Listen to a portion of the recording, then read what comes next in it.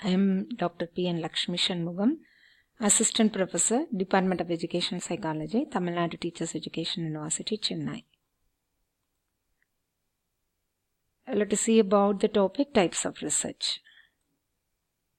After completing the module, the prospective teachers are able to understand different types of research, differentiate qualitative research from quantitative research, analyze the problem and identify appropriate type of research, develop the skill of doing research based on the research types, develop the attitude to gather information for solving the problem. A research can be classified from three perspectives: the application of the research study, the objectives in undertaking the research, and the type of information sought. These three classifications are not mutually exclusive.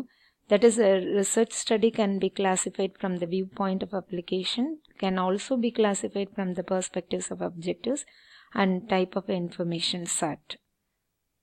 For example, a research project may be classified as pure or applied research from the perspective of application, as a descriptive, correlational, explanatory or exploratory from the perspective of objectives, and as qualitative and quantitative from the perspective of the type of information sought. Types of research: application, objectives, types of information sought, pure research, applied research. Based on the objectives: descriptive research, exploratory research, correlational research, and explanatory research. Types of information: quantitative and qualitative. Application. If you examine a research endeavor from the perspective of its application, there are two broad categories: pure research and applied research. In the social sciences, according to Bailey, pure research involves developing and testing theories and hypotheses that are intellectually challenging to the researcher but may or may not have practical application at the present time or in the future. Thus, such work often involves the testing of hypotheses containing various abstract and specific concepts. Pure research, it is also concerned with the development, examination, verification, and refinement of research methods, procedures, techniques, and tools that from the body of research methodology. Examples of pure research include developing a sample technique that can be applied to a particular situation, developing a methodology to assess the validity of a procedure, developing an instrument, say, to measure the stress level in people, and finding the best way of measuring people's attitude. The knowledge produced through pure research is sought in order to add to the existing body of knowledge of research methods. Applied research. Most of the research in social sciences is applied. In other words, the research techniques, procedures, and methods that form the body of various research methodology are applied to the collection of information about various aspects of a situation, issue, problem, or phenomenon, so that information gathered can be used in other ways, such as for policy formulation, administration, and the enhancement of understanding of a phenomenon. Based on objectives, if you examine a research study from the perspective of its objective, broadly, a research endeavor can be classified as descriptive, correlational, explanatory, or exploratory. Descriptive research. A study classified as descriptive research attempts to describe systematically a situation, problem, phenomenon, service, or program, or provides information about, say, living conditions of a community, or describes attitude towards an issue. For example, it may attempt to describe the types of service provided by an organization. These are the other examples. Correlational research. The main emphasis in a correlational research study is to discover or establish the existence of a relationship, association, interdependence between two or more aspects of a situation. What is the impact of an advertising campaign on the sale of a product? These are the other examples. Explanatory research. Explanatory research attempts to clarify why and how there is a relationship between two aspects of a situation or phenomenon.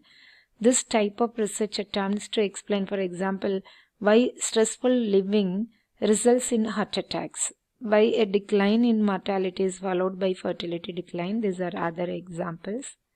Exploratory research. The fourth type of research from the viewpoint of the objectives of a study is called exploratory research. This is carried out to investigate the possibilities of undertaking a particular research study.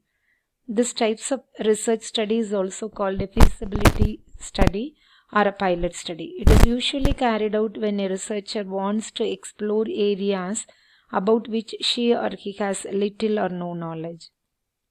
A small-scale study is undertaken to decide if it is carrying out a detailed investigation. On the basis of the assessment made during the exploratory study, a full study may eventuate. Exploratory studies are also conducted to develop, refine, or test measurement tools and procedures. Type of information sought. The third perspective in our typology of research is the type of information sought through research activity. From this perspective, research can be classified as qualitative or quantitative. The quantitative or qualitative classification is dependent on three criteria: the purpose of the study, how the variables are measured, and how the information is analyzed.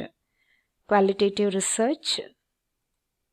Qualitative research, the study is classified as qualitative if the purpose is to describe a situation, phenomenon, problem, or event. The information is gathered through the use of variables measured on nominal and ordinal scales.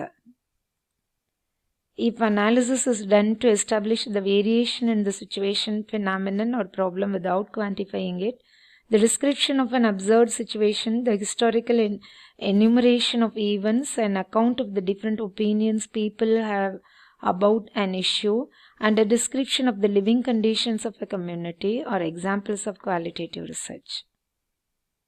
Then quantitative research. If you want to quantify the variation in a phenomenon, situation, problem, or issue, if information is gathered using predominantly qualitative variables and the analysis is gathered to ascertain the magnitude of the variation, the study is classified as a quantitative study. These are the examples. The use of statistics is not an integral part of a quantitative study. The main function of statistics is to act as a test to confirm or contradict the conclusions that you have drawn on the basis of your understanding of analyzed data. Statistics, among other things, help you to quantify the magnitude of an association or relationship, provide an indication of the confidence you can place in your findings, and help you to isolate the effect of different variables. It is strongly recommended that you do not lock yourself into becoming either solely a qualitative researcher. It is true that there are disciplines that lend themselves predominantly either to qualitative or to quantitative research. Example, disciplines like anthropology, history, and sociology are more inclined towards qualitative research. These are the examples.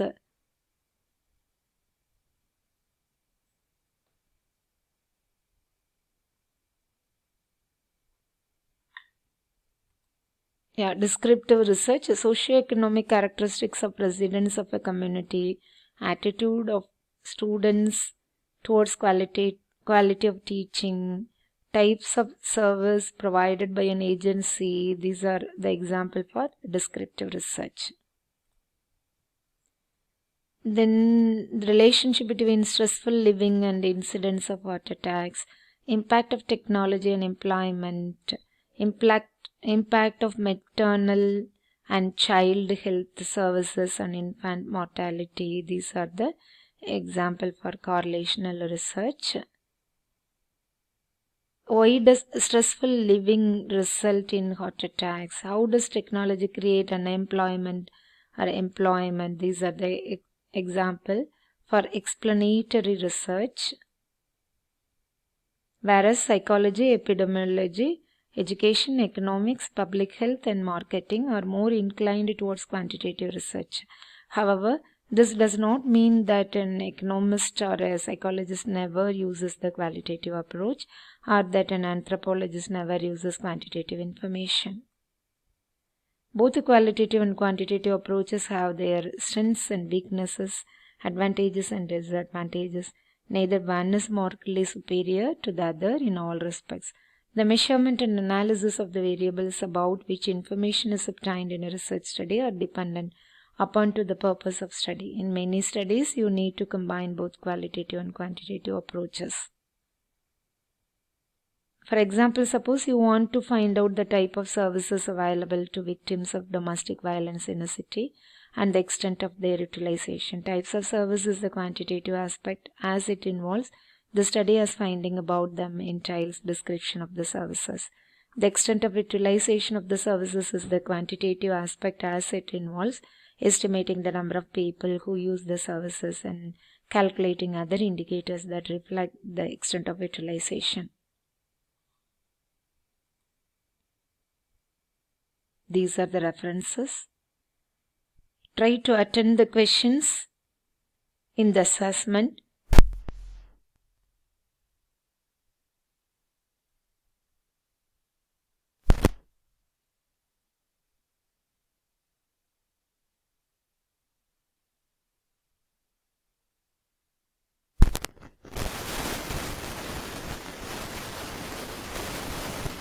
DAS research attempts to clarify why and how there is a relationship between two aspects of a phenomenon.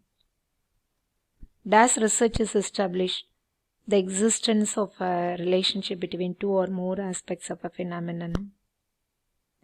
What are the types of research which are classified based on types of information? SAT. Developing a sampling technique is an example for DAS research. Exploratory research is also called a DAS.